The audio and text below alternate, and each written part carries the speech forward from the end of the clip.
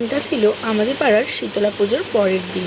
শীতলা পুজো উপলক্ষে একটা অনুষ্ঠান রাখা হয় প্রতি বছরই।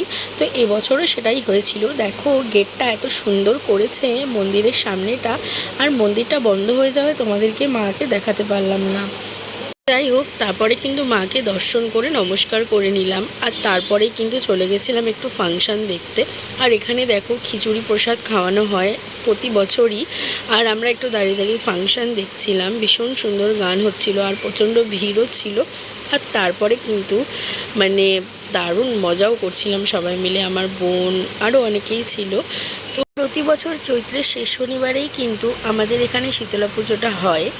তারপরে কিন্তু প্রসাদ গ্রহণ করতে আমরা বসে পড়েছি। আর আগে যারা খেয়েছিল তাদের প্লেটগুলো পরিষ্কার করে নিল। প্রচণ্ড ভিড় হয়। আর দেখো এখানে পাতা দিয়ে দিয়েছিল, আর তারপর কিন্তু খিচুড়ি দিয়ে দিয়েছিল, আর তার সাথে ছিল একটা সবজি। খেতে বসে আমরা কিন্তু গানও শুনছিলাম, সাথে খাচ্ছিলাম।